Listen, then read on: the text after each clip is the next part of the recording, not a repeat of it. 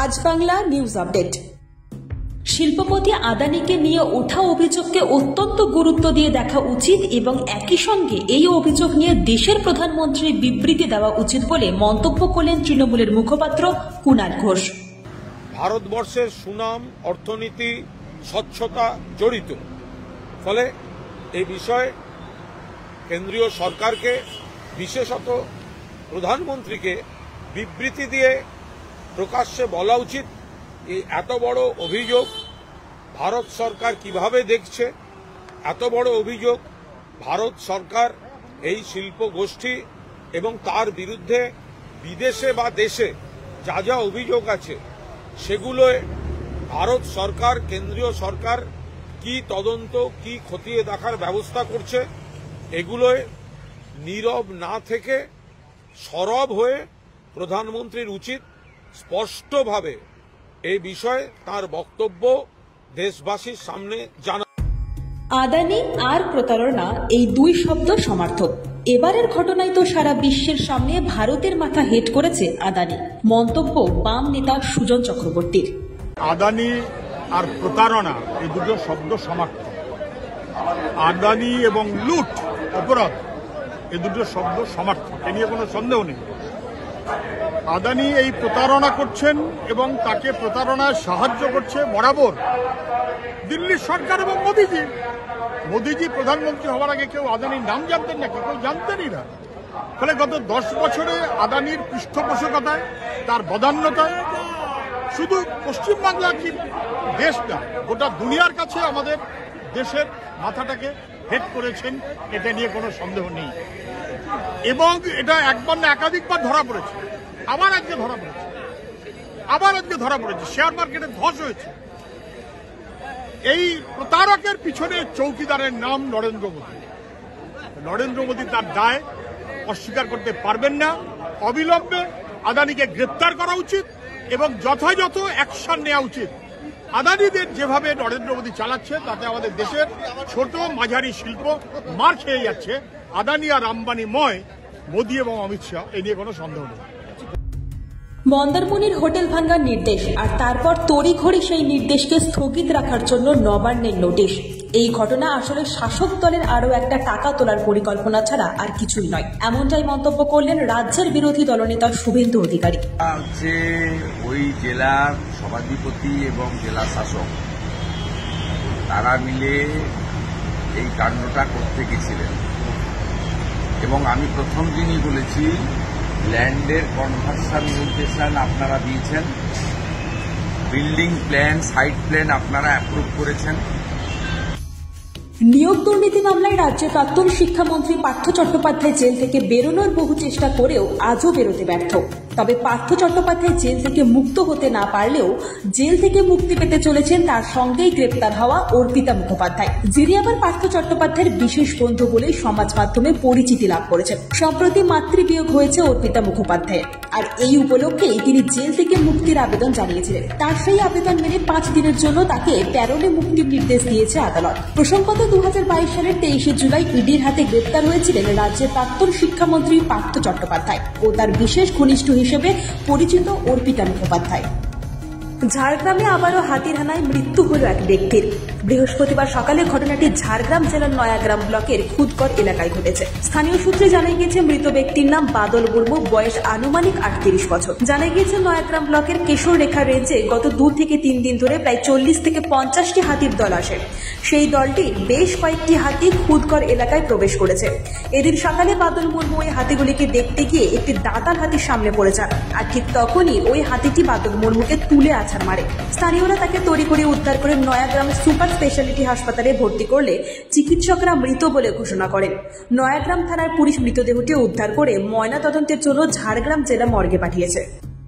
পূর্ব বর্ধমানের নাদনঘাট থানা এলাকার এক নাবালিকার সঙ্গে প্রেমের সম্পর্ক জমিয়ে তার সঙ্গে ভিডিও কলে কথা বলার সময় বিভিন্ন ছবি তুলে রাখার পর ওই নাবালিকাকে ব্ল্যাকমেল, ওই সব ছবি সোশ্যাল মিডিয়াতে ছেড়ে দেওয়ার হুমকি। শেষ পর্যন্ত নাবালিকার পরিবারের তরফে এমন এক অভিযোগ করা হয়েছে নাদনঘাট থানায়।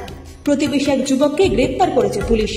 জানা গিয়েছে নাদনঘাট থানা এলাকার ওই নাবালিকার সঙ্গে প্রেমের সম্পর্ক ছিল যুবকের। পরবর্তী সময়ে তাদের সম্পর্ক ভেঙে গেলে তাদের বিভিন্ন ছবি সোশ্যাল মিডিয়াতে ছড়িয়ে দেওয়ার হুমকি দিতে থাকে অভিযুক্ত ওই যুবক। এরপরে ওই নাবালিকার পরিবার গত 21শে সেপ্টেম্বর নাদনঘাট থানায় অভিযোগ দায়ের করে। এই ঘটনায় পক্সো আইনে মামলা রুজু করার পর অভিযুক্ত যুবককে 5 দিনের পুলিশি হেফাজত চেয়ে কালনা আদালতে পাঠায় নাদনঘাট থানার পুলিশ। আরজিকরের ঘটনার প্রকৃত বিচার ও সঠিক তদন্তের দাবি নিয়ে বৃহস্পতিবার বিকেলে রাজ্যের সিবিআই দপ্তরে মিছিল করে হাজির হলেন মোহাম্মদ সেলিম ও মীনাক্ষী মুখোপাধ্যায় সহ সিপিআইএমের একঝাঁক নেতা ও কর্মীরা। কর্মসূচি শেষে সিপিআইএম রাজ্য সম্পাদকের বক্তব্য, সিবিআইয়ের প্রতি আস্থা ফেরানোর এটা একটা ভালো সুযোগ।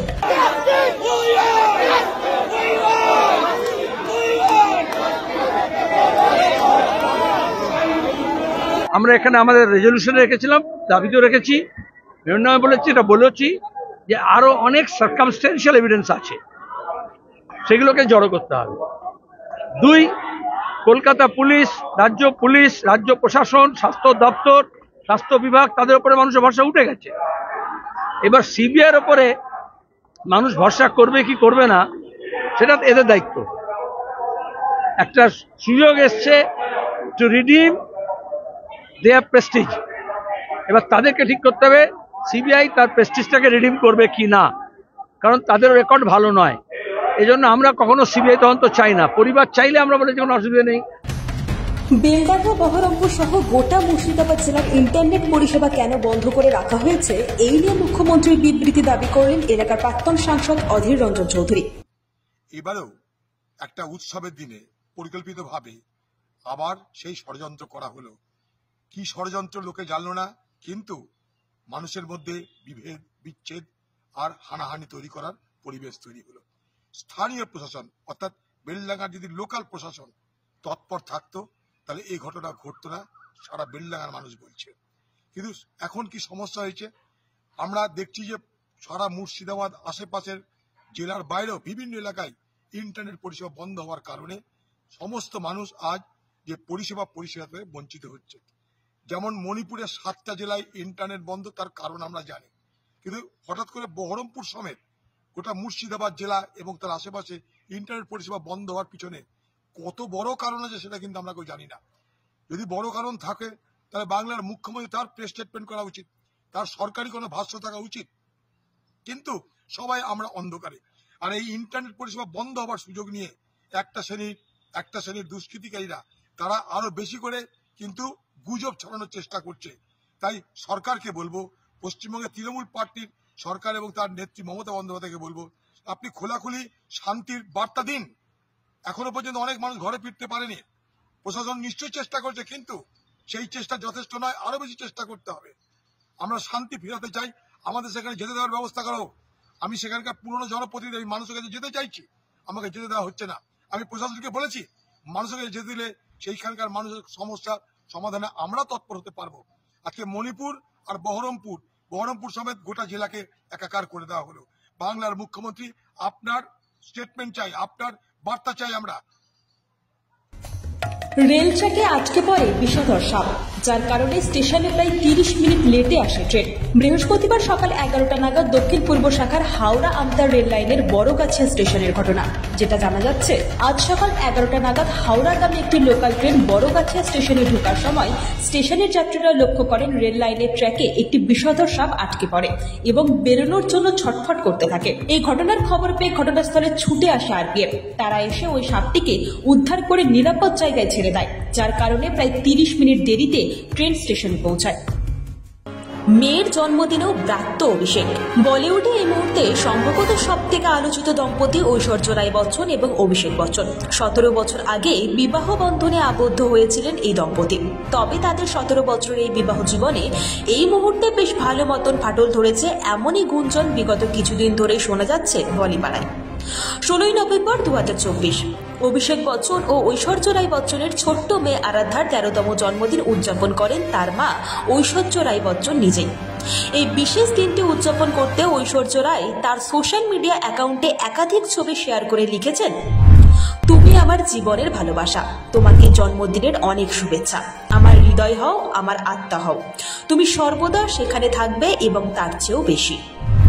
তবে জন্মদিনের ছবিতে কোথাও দেখা গেল না বাবা অভিষেক বচ্চনকে। মেয়ের জন্মদিনে কার্যত বাদই পড়লেন তিনি। দেখা গেল না অমিতাভ বচ্চন এবং জয়া বচ্চনকেও। দেখা গেল না বচ্চন পরিবারের কাউকেই। ঐশ্বর্য রায় বচ্চন তার মায়ের বাড়ির আত্মীয়দের সঙ্গেই তার মেয়ে আরাধ্যার জন্মদিন পালন করলেন। আর এই ছবি যেন আরও বাড়িয়ে দিল ঐশ্বর্য ও অভিষেকের বিচ্ছেদের জল্পনা।